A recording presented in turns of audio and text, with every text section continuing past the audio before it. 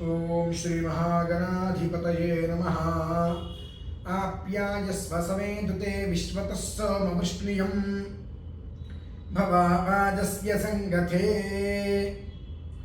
చంద్రారిష్టే తు సంప్రాప్తే చంద్రపూజాంచకారయేతు చంద్రధ్యానం ప్రవక్ష్యామి మమ సహకుటుంబానాం మనఃపీడోపశాంతయే.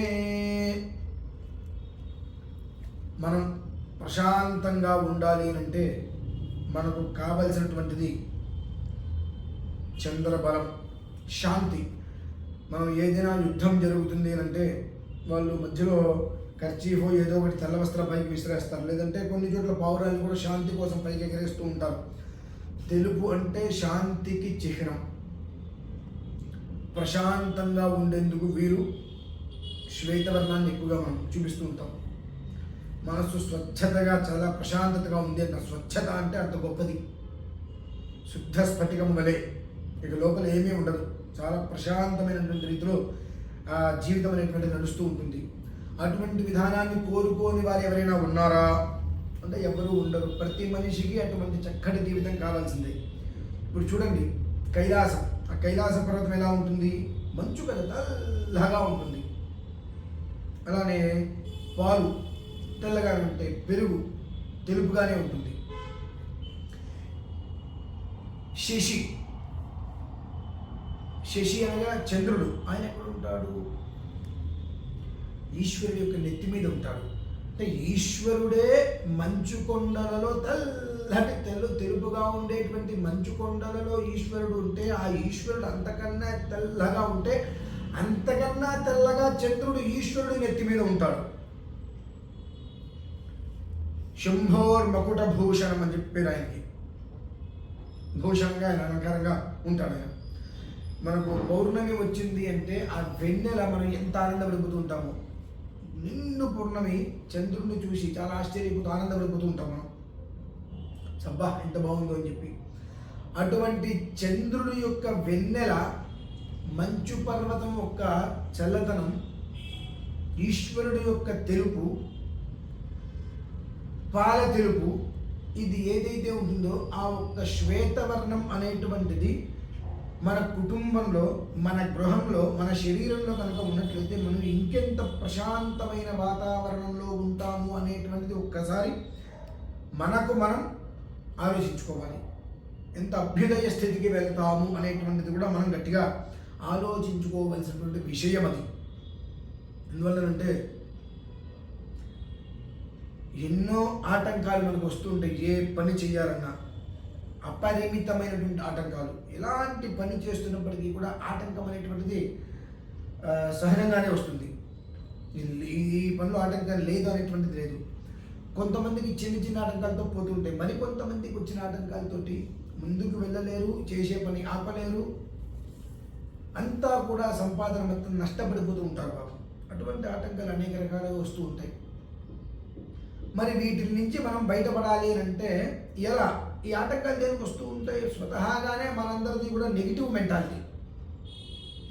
ఒకటి మనం మొదలు పెడుతున్నాము, ఈ మొదలు పెట్టేటువంటిది మనకు ఎంతవరకు సక్సెస్ అవుతాము అనేటువంటిది ఒక అనుమానంతో మొదలు పెడతాం. నేను మొదలు పెడుతున్నా, సక్సెస్ గ్యారంటీ అనేటువంటి ఒక స్థిరమైన ఆలోచన మనకు రాలేకపోతుంది. ఎందువల్లంటే మనం ఒక నిర్ణయం తీసుకునే ముందు ఒకరిద్దరితో మాట్లాడతాం. ఇలా ఇట్లా మేము చేస్తున్నామంటే వాళ్ళు ఒకసారి ఆలోచించి ఎందుకైనా మంచిది, లాస్ట్ టైం ఒకరు పెట్టారు దెబ్బతిన్నారు అని వెంటనే 2-3 మాటలు చెప్తారు. మనకు కావాల్సింది ఏంటి? ఓకే, మొదలుపెట్టి వెనకాల మనం అందరం ఉన్నాం కదా, ఏదైతే చూసుకుందాం, అసలు ఏదో ఎందుకు అవ్వాలి, బ్రహ్మాండంగా ఉంటుంది అని చెప్పే మాటల కన్నా మనం వాళ్ళు ఎవరో పెట్టారు, నేను చూశాను, ఇదే వచ్చింది, ఇట్లాంటి మాటలు.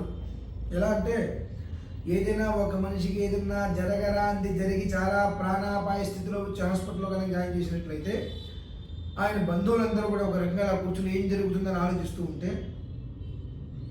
ఊసిపోకలు కొంతమంది ఉంటారు. మనం ఆ వాడికి ఇదే జరిగింది, అయిపోయిందిలే, ఏం చేయలేము ఇంకా మనం. ఆ రోజు అంటే 2 రోజులు హాస్పిటల్లో ఉన్నారు, 3వ రోజు బాగానే ఉంటుందన్నారు, ఆయన వెళ్ళిపోయాడు. అట్లా ఇటువంటి కేసుల్లో బయటపడ్డవి చాలా అరుదులే. కష్టం, అయిపోయింది, ఇంకేం చేస్తాం, ఇటువంటి మాటలు. అరే అవతల ఒక వ్యక్తి హాస్పిటల్లో ఉండి ఆ వ్యక్తికి సంబంధించినటువంటి మనుషులు బాధపడుతూ అరే ఆ మనిషికి ఏం కాకూడదు భగవంతుడు అని ఆలోచిస్తుంటే వాళ్ళకి ధైర్యం చెప్పవలసింది పోయి అయిపోయింది ఎంత మామూలే అనేటువంటి ఆలోచన ధోరణి కలిగిన వాళ్ళు ఎక్కువ మంది ఉంటుంటారు. కనుక మీరు తీసుకునేటువంటి నిర్ణయం మీ మనస్సాక్షికి మీరు కట్టుబడి ఉండాలి. మీ మనస్సాక్షికి మీరు కట్టుబడి కనుక ఉన్నట్లయితే అది మంచి వృద్ధికి తీసుకుని వస్తుంది. ఆ వృద్ధి మనం పొందాలి అంటే చంద్రుడి యొక్క అనుగ్రహం, చంద్ర బలం మనకు చాలా విపరీతంగా ఉండాలి. ఎంత చంద్రబలం ఉంటే అంత జీవితంలో మనం ఎదుగుతాము. ఆ చంద్రబలం అనేటువంటిది మనఃపీడో ఉపశాంతయే, మనస్సుని చంచలం చేయనీయకుండా ప్రశాంతమైన వాతావరణంలో ఎప్పుడూ కూడా స్థిరమైన నిర్ణయాలనే ఇస్తూ అగమ్య గోచరమైనటువంటి స్థితికి తీసుకువెళ్లకుండా మనస్సుని పరిపరి విధాలుగా ఆలోచింపజేయకుండా స్థిత ప్రజ్ఞతతో ఉండేందుకు వీలుగా చూసేటువంటి వాడే చంద్రుడు. ఆ ఒక చంద్రుడి యొక్క అనుగ్రహం మన మీద ఎంతైతే ఉంటుందో అంతకి అంత మనం వృద్ధి చెందుతూ ఉంటాం. కొంతమంది వ్యాపారం పెట్టంగానే దినదిన ప్రవృద్ధమానం ఊహించకుండానే మంచి పొజిషన్కి వెళ్ళిపోతూ ఉంటారు. చంద్రబలం అది.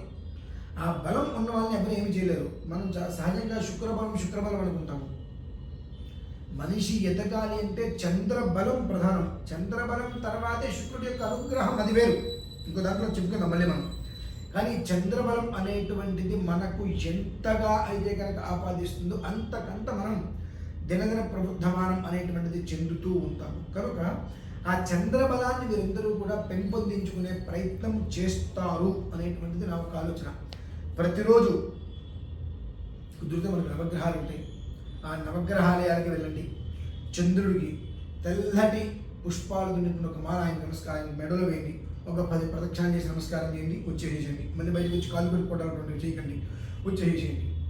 లేదా చక్కగా పల్స్ అంటారు, ముత్యాలు, చక్కటి ముత్యం తెచ్చుకోండి.